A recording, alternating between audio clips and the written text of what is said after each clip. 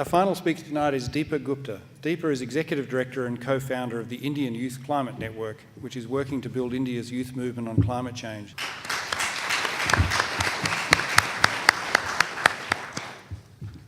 Thanks, Stuart. Before I start, I would like to acknowledge the traditional owners of this land. And I would like to start off by saying those bios sound so fancy. I would like to introduce myself as just a young person who's trying her best to stop climate change. So, I've been in India for the past 8 months, working on climate change, and it's an absolutely incredible country. 1.12 billion people, massive IT industry, yet 4% of India only have access to internet. It's got some of the richest people in the world, yet 800 million people who are living on less than $2 a day. It's got some of the most intelligent people, yet one of the highest illiteracy rates. It's got 500 million people without access to commercial electricity. It's got all extremes, and it's insane. So we've been asked here to talk about the human faces of climate change. So I'm going to show you some of the human faces which represent the people that I've met while I've been in India. So I've just come back from Delhi on the weekend, and it's it was my first summer in India, but it's also the first time I've heard about the monsoon not coming. The monsoon's meant to come end of June, and it's now mid-August. We don't expect the monsoon to come. In India, the monsoon is the only source of rain, and if it doesn't come, there's no rain. So it's been pretty scary for me to not only be in Delhi, but have gone up to the mountains, which are meant to have the most rain out of anywhere, to also hear that they're facing water shortages as well. And this is an example of the lines and queues that people have to line up in to get things like water or food when there are these shortages. So along with changes in rainfall, or along with our rivers dying, agriculture is impacted. So in my time in India, I've also met with many farmers, and all of them say that in the past 10 years, they've seen the rainfall patterns changing. They can't predict when it's going to come anymore.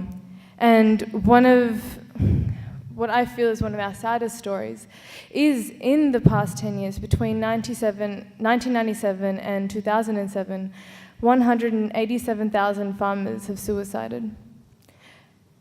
And it's an incredible number. You see, a lot of us, until now, in predicting climate change impacts, haven't really predicted the psychological impact of climate change. What happens when you're up here in debt and you're facing different social pressures and you don't have the crops to be able to pay off your debt. This is the third one, floods and cyclones. So in the past 5 years especially, we've seen floods in places that have only seen drought and desert. We've seen floods in places that don't have the infrastructure yet to deal with it. And we've also seen the biggest cyclones, my dad's family lives in a place called Odisha, which is on the southeast coast. And they've been having cyclones for ages, but the magnitude of cyclones is incredible. In 1999, when I was 11 years old, my family home in Bhadrak, which is 30 kilometers from the coast, the streets were submerged. There was a massive cyclone, and over, I believe, between 10 and 20,000 people died, and literally hundreds of thousands of people were displaced. And I remember when we finally got through on the phone to my family, they were telling us how you could smell the rotting carcasses, and you could see dead cows flowing down the river, not the river, it was the street. And this is happening to people every day. And this year alone we had Cyclone Isla, which was massive. Now, there's lots of different impacts, and this is the final impact I'll speak about, but the impact on women. Now, obviously, both men and women are affected, but the impacts are quite different, especially in a country like India, where there's huge gender inequality. Now, when you have scarcity of resources, when you do have things like cyclones and floods coming in, the impact on both the genders is different as well. So let me give you an example. Often in a lower class Indian family, a woman is usually the last one to eat. often in a lower class Indian family, the boys will be taught how to swim and not the women. And so effectively when you have less food, the women are the first people to not have the food. Or, you know, when you have a flood come in, it's the women who aren't able to defend themselves. Secondly, it's a little away from climate change, but what the second highest killer of women in India is black carbon. Now, black carbon is also a big contributor to climate change. What happens is, in a household, you have a small little house, and women spend all day in the forest collecting firewood to be able to cook and to heat their water.